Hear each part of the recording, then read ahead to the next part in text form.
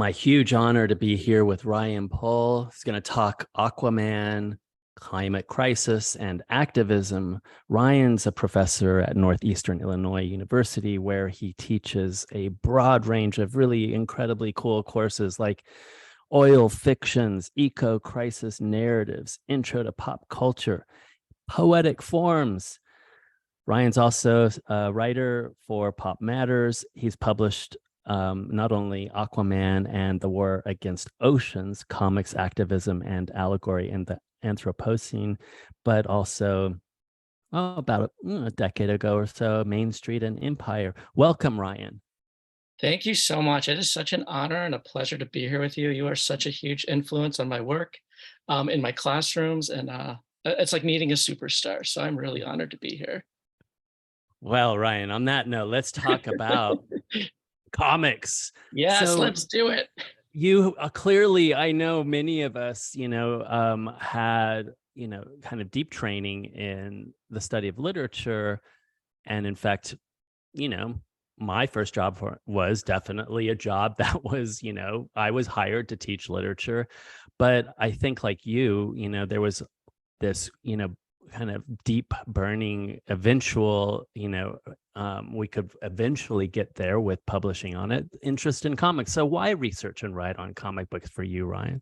Yeah, so I mean, as you just said, like we have similar backgrounds in that way, just being like trained in literature. And to risk a generalization, popular culture was not allowed in the classroom when I was an undergraduate or graduate student. I mean, there might be like little tastes, but mostly literature is a space that should be serious, dispassionate, and to find my way, or to make a space, and the space was enabled because of work such as yours, that no, things we love, passion and popular culture, should absolutely be at the center of our classrooms, not just because it's fun and there's excitement, but it's meeting our students where they're at. And I love like those spaces, especially those courses where students are excited to go to class and talk about characters they love. And these characters, as you know, are related to ideas in the world. They're related to issues of social justice, of ecological justice. These characters, characters, I'm thinking specifically, superhero comics, they're icons that help students, to help all people navigate their way in the world, and also becoming ideals of what the world can be. How can we create a different world? So the type of utopian thinking and critical thinking that happens in comic books are so central. That's something that across the academy we have to both embrace, not just in our own research, but in transforming even more a higher education, because it speaks to our students' interests, and really their needs. Yeah. Oh yeah, absolutely. And in fact, it's interesting. You mentioned utopian thinking, and a lot of what, especially the superhero comics that you and I are so interested and invested in, in a way, it's like being invited into daydreams that offer possibilities for a different tomorrow. Absolutely. Our students, like even ourselves, like we're so saturated with like dystopian literature and film, and there's a place for that. But this opening up of dreaming and activism, right, to create a different world. And I love the way you put that. That comic book becomes that opening to daydream, to remember again, to that is just so powerful, and for all of us to remember and to engage in. What was that first step then for you, Ryan, when you were like, okay, I'm ready to write that book on Aquaman? So some of the I mean, everything's like serendipitous, but I mean, I've always been even more so in recent years reading superhero comics, but just being inundated more about reading articles about what's happening in our global oceans. And specifically, there was one particular article summarizing the United Nations, where they said by 2050 there's going to be more plastics in the ocean than fish.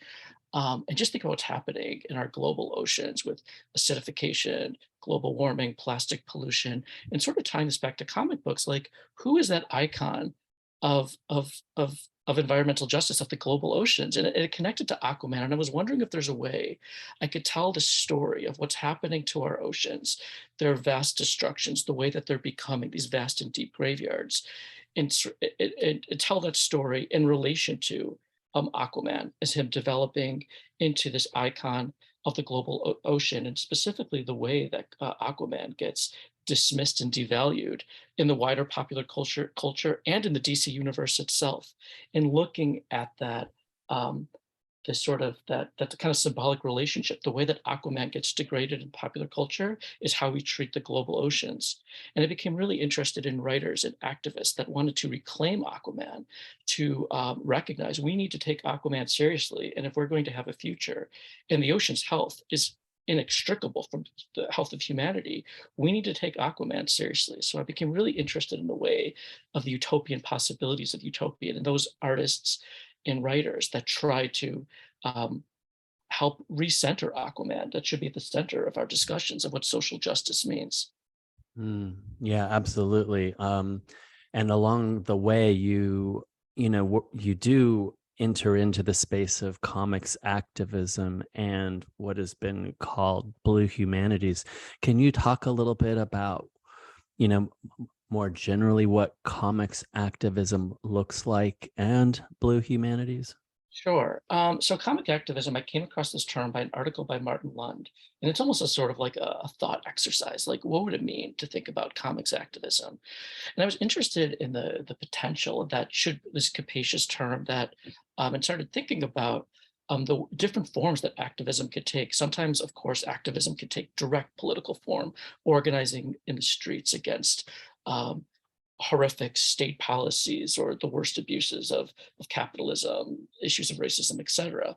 But sometimes comics activism, which I try to delineate and argue in this book, could take more metaphoric forms, right? And there was this particular, I tie this into Jeff Johns, who's the author of this iteration of Aquaman from 2011.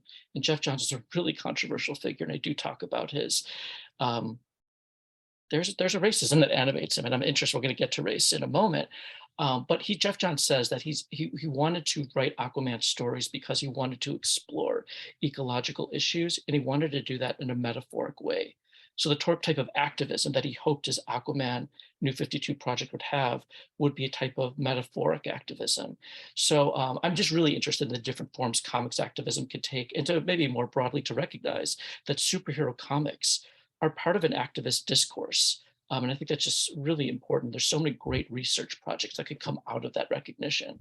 And for the question of what is the Blue Humanities, it's a sort of a named emerging discipline that's probably is named, I guess, a decade ago, maybe a little bit more than a decade ago.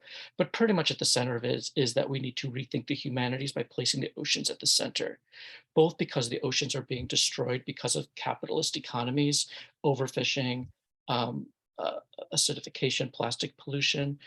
But what I hope to do, what I hoped I did in this book, is to also expand and redefine what the Blue Humanities is, because so much of the Blue Humanities, thinking about the relationships of the humanities and oceans, it's such a white imaginary. There's such like a whiteness at the center of it. And I'm sort of jumping ahead a little bit, but what I try to do in this Aquaman book is what became really interested, and also why Aquaman is the casting of Jason Momoa as Aquaman, and figures like Black Manta, and other iterations of Aquaman that move this character from a blue-eyed, blonde, white figure into a black, brown, indigenous, and queer figure, which both expands our sense of what that human-ocean relation is, and really putting race at the center of the Blue Humanities. Mm, yeah, absolutely. So important that Blue Humanities, actually, eco-criticism writ large, climate crisis work, scholarly work, really goes kind of out of its way to show its inclusivity, because for so long it has been so white centric, right? Yeah, no, absolutely. Remarkable that, this is that in a way, Aquaman, New 52, and then Jason Momoa especially is leading the kind of charge in this, within this space of the Blue Humanities and its inclusivity. Brilliant. Yeah. Tell me how, I know your work also sheds light on, touches on, reflects, refracts, and moves, in different ways across Marxism. Black Atlantic studies, ecofeminism, critical race theory, social justice. Some of these we kind of touched on, but yeah, let's, how is it doing all of this? Right. So one of the reasons that I mostly center on the New 52 Aquaman, I think it has just great telling significance. It was DC, their executives deciding we need to rebrand all of DC to make it more modern and diverse. And that was their key thing. They wanted to create a more diverse superhero comic. So they took the initiative, which started in 2011, was to create 52 titles a month, and everything was going to get a new number one. Batman number one, Superman number one, Aquaman number one. But this initiative, again, and it was across the PR, so it's going to be more diverse. In the way that Aquaman and so many of their comics, well, to begin with, we could think about gender, maybe going to ecofeminism first, of even with this initiative of diversity, every one of their writers was male, except one, Gail Simone, who wrote. So this idea of like the way that we need to interrogate what diversity means. Some of their characters might have been African American or Indigenous American, which is important, but behind the scenes is still very much a, a, ma- a patriarchal order, if you will. So again, I was really interested in the conflicts and contradictions again of this series, and also the New 52 Aquaman, thinking about critical race theory and social justice. I was really interested in Jeff Johns, both because he wanted to create this, uh, in one way, really sophisticated ecological and race conscious narrative. And to go into a little bit of a spoiler territory, one of the main arcs when he was the sole writer of his 3-year run is that Arthur Curry slash Aquaman realizes that the founding of Atlant and his heritage was, he always thought that really the founding is pretty much, it was a founding in a fascist order, right? That Atlant, the creator in this iteration, wanted to create Atlantis, which was like the most marvelous kingdom in the world. This goes back to Plato, Atlantis, right? But what Atlanta wanted to do is create a more hospitable, diverse country. And that his brother realized this is going to create a quote unquote mongrel society. So there's this fascist coup that kills Atlant and tries to bury their founding, that really this is a fascist nation. And like Aquaman's trying to wrestle with that heritage. What does it mean that this underwater kingdom really has its origin in white supremacy? And what does it mean to be the protector of the oceans, but also to rethink race relations? But at the same time, Jeff Johns replicates so much and embodies so much racism. And I was sort of interested in this other narrative, which is so important, which also drew me to Aquaman, is the figure of Black Manta, one of the few African-American supervillains. And throughout DC history, he's been the embodiment of radical evil with no interiority. In 1977, just to talk about one issue really quickly, the Black Manta, who was created a decade before, was always fully masked, and you never knew about his racial identity, right? He was evil and he wanted to destroy Aquaman. But in this one seminal issue, he's unmasked for the first time, and he's African American. And he says, like, have you ever wondered why I'm called Black Manta? But what he says in that issue is just that he wanted to create an underwater kingdom because he wanted to create a kingdom for African Americans. The surface world is defined by white supremacy. It's only in the oceans that we could potentially have this an African nation untouched by colonization and white supremacy. And it's such an incredible utopian moment. But in that same issue, Black Manta commits perhaps the most horrific crime in DC history, is that he kills Aquaman's baby, Aquaman baby. So in this very same issue that's like suggests the possibility of radical Black politics and the need to take radical Black politics seriously, is that same issue that doubles down on Blackness is equivalent to criminality, is evil embodiment. So I was interested, what does Jeff Johns do with that history with Aquaman #1 that's going to reintroduce Black Manta? How does he both respond to, redress, and correct that racist history? And he doesn't, right? And it's all those sort of like complexities and contradictions around race. There's so much talk about gender, and about capitalism, because this series also does become, at least in my reading, I don't know if the series is like, I try to read it a bit allegorically, but the whole narrative, which is the basis of the movie, that the oceans want to go to war with the surface world, is because the surface world has declared war against the ocean and has been perpetuating war for centuries. So pretty much the whole history of global capitalism has been a war against the ocean. But what's remarkable remarkable about the New 52 series, and again, this is part of the movie also, is that the surface world doesn't realize it's at a war. It's at war with the oceans. All our throwaway plastic, all the throwaway plastics, the chemical fertilizers we use in our lawn, we don't think about the way that's affecting the ocean. So it's a really incredibly complex series to begin thinking about the interconnections of, again, Marxism, about critical race theory, about social justice in a way that I try to develop in this book to both also read against the comics, right? How do we read the oceans in more complex ways? So again, reading with the comic and sometimes reading against the comic to think about the ocean as a Black Atlantic, to also remember that the history of modernity is enabled by two ships, the slave ship, right, which obviously create racialized plantation system, and the container ship, which brings all our commodities over from Asia, that the Pacific Ocean is now this giant highway. So trying to tell this complex story about the ocean that makes us think about the ocean inextricably from the history of capital, race, and gender.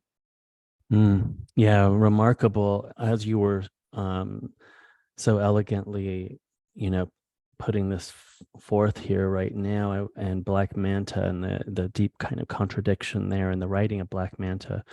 I was thinking about, I had just taught You Brought Me the Ocean, Alex Sanchez and Joel Moore's, graphic YA graphic novel that follows Jake Hyde. I don't know if you've read it, but any thoughts on that? If you have, just really briefly. Yeah, so in my in my afterword, I mean, I like part of the journey of the book Hmm. is like Aquaman Hmm. from a white heterosexual, kind of this icon of white supremacy, to like thinking about the ocean as a Black, Indigenous, brown, and queer space. And You Brought Me the Hmm. Ocean. It's bringing up, like, I mean, I love that book, and I touch upon it briefly along with the Young Justice, but the idea of Aquaman being a Black queer character, right, is just is remarkable. And I love this sort of it really, I mean, this is, I think, another going back to the Blue Humanities. I think this comic does it so beautifully. I think there's so many things it does beautifully.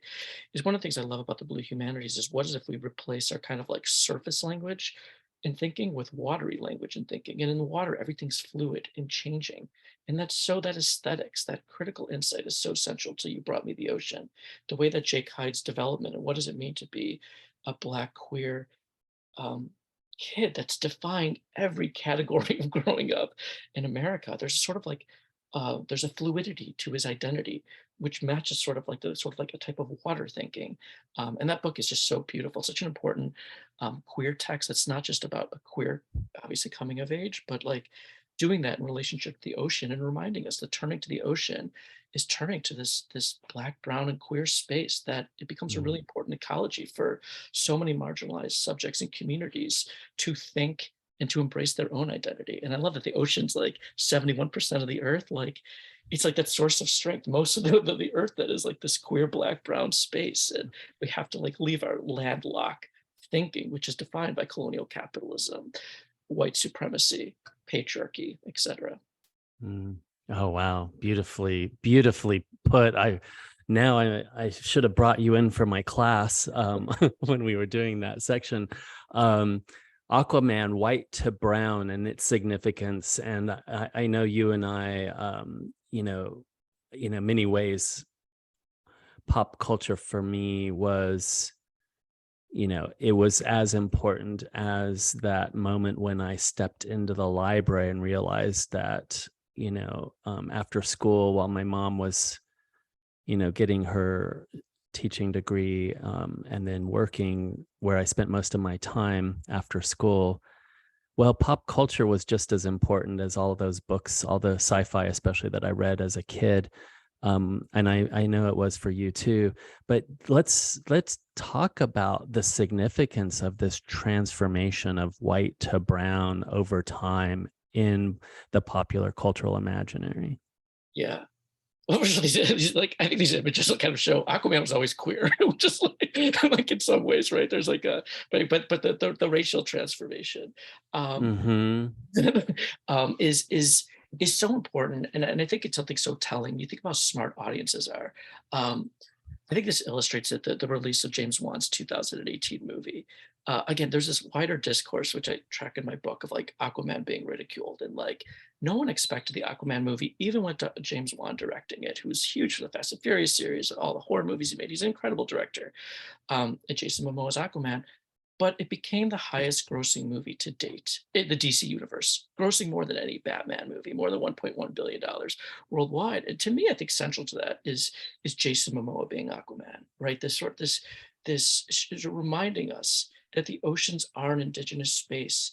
And him becoming an icon. And in real life, Jason Momoa is a water activist.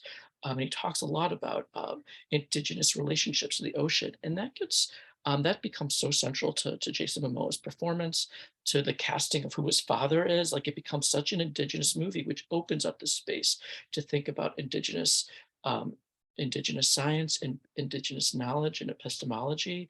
So these really interesting and important research projects are opening up. And also, I said this in this book, looking at different popular culture criticism. There's this great magazine called Hapa magazine with Hapa subjects that are mixed race individuals, specifically in Hawaii. But watching Aquaman in the theaters, and the writers of this essay saying, like, I cried in the theater. I was seeing myself on the screen. Aquaman belonged to me. And that movie is such a critique of white supremacy, that Aquaman is not wanted in Atlantis. And like that, I forgot who plays Orm, but he looks like an Aryan, that actor. He's blonde, and he's like, there's all this language of like pure blooded. So it becomes such an allegory about race and racism. And this also connects, and Ryan Coogler said that Jason Momoa as Aquaman helped him shape Wakanda forever. And the reimagining of Namor as a product of Spanish colonization, and becomes such and that's not even an allegory. It's the surface narrative about colonization, post-colonialism, and reminding us that the ocean is a brown indigenous space, that both people should see themselves in the ocean, but also rethink oceanic narratives by centering Black, brown, and indigenous stories. Yeah, absolutely. And wow, yeah, it's so important. People relating to it, in the seats, finally relating to the superhero that we're seeing in front of the screen. And of course, as you know, it's in the US anyway, it's Latino and Black families that are the ones that have been supporting and bolstering, even through the pandemic, the cinema. Right, we're the ones going with our families and our families' families and families, and here we are, 2018, and we finally get our brown Aquaman. So important. You kind of touched on this, but it is also really significant that in so many different ways that we're seeing a mixed race superhero not just located in the United States, as is often the case with superhero big tent cinematic production. But if we get that is Right. but here we have a global superhero. Yeah, absolutely. And if I could I think this is so important. Like, it's so important for Latina, for African American, for people to see themselves on the screen. But not only that, they don't just see themselves, but they see the story changes. Because to have a mixed race superhero, a Latinx superhero, an African American superhero, it changes the story. And like, it just there's possibilities, and that's a type of activism. But to have a mixed race superhero, and this goes back to, I think, like the Blue Humanities and like watery thinking, is that not to get too deep in the weeds of this, but like, what does it mean to be Latinx or African American is so complex, right? In so many ways, so many communities are mixed race communities. And the idea of Aquaman, from his origins, and I guess what attracted me to Aquaman too, is that he was a mixed race superhero, that he's half human, half Atlantean, and tried to negotiate both sides of that hyphen. And what does that mean? And how do I continually negotiate that? And that's never fixed. And I love that Aquaman becomes, especially as he becomes more explicitly a mixed race superhero, he becomes an icon both of preserving the diversity of the oceans, a multi-species space, but also preserving the idea that the other side of the hyphenation of humanity is this incredible diversity of humanity, in which whiteness has to be decentered to think about all the ways that communities of colors are have shared histories in their, I mean, they're obviously we want to respect the differences, and those differences are really important, but those shared histories of experiencing racism, economic exploitation.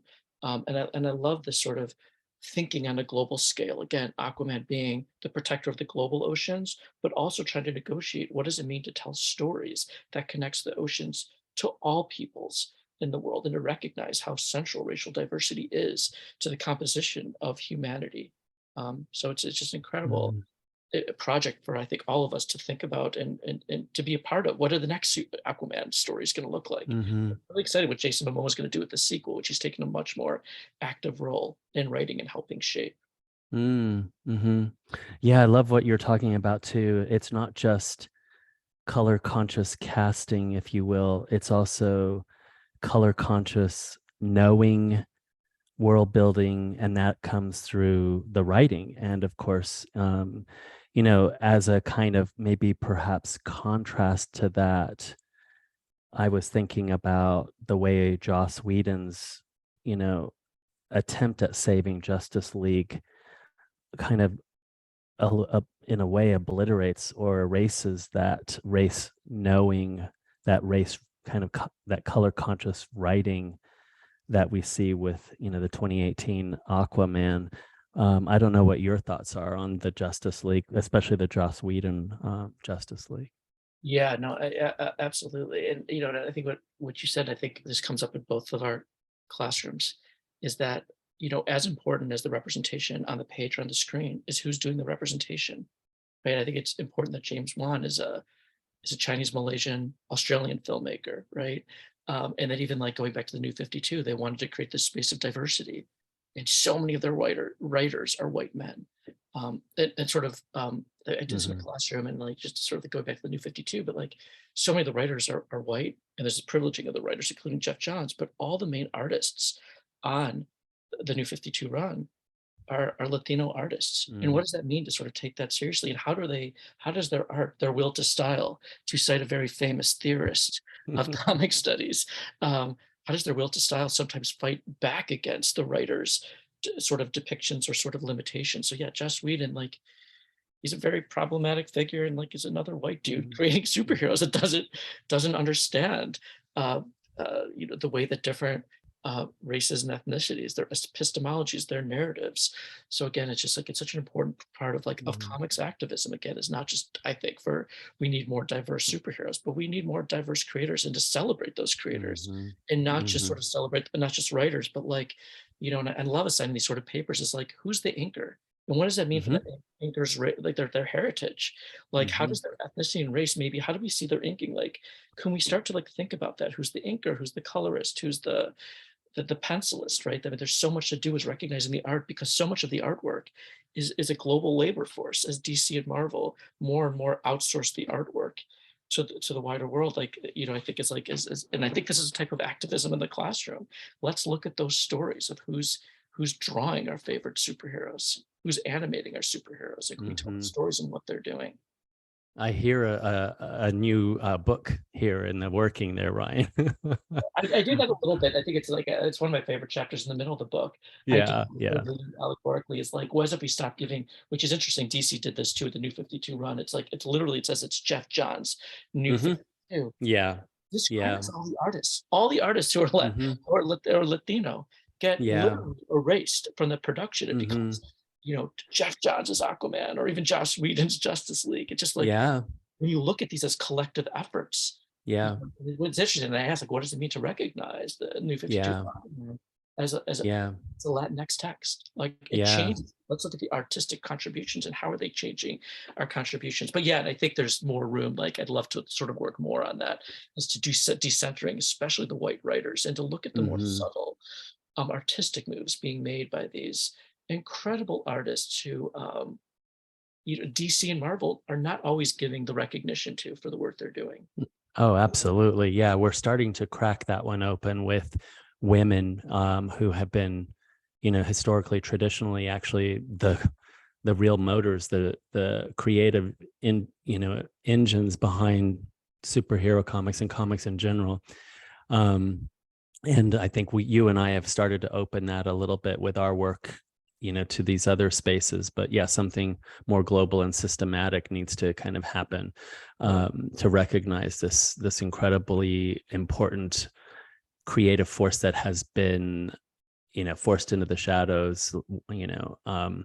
So we have our big kind of Wakanda in the room, our Atlantis in the room.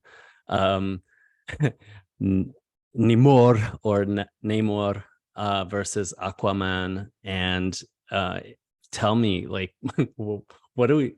What are some of the kind of common grounds that are exciting for you? Of course, this is not news to you, Namor and Aquaman and their histories, and their mixed raceness. But what are some of the exciting things that you see in common, but also, with the big tent stuff that we're seeing, especially with Wakanda Forever just dropping, what are we seeing that's different that we can think about critically? Yeah.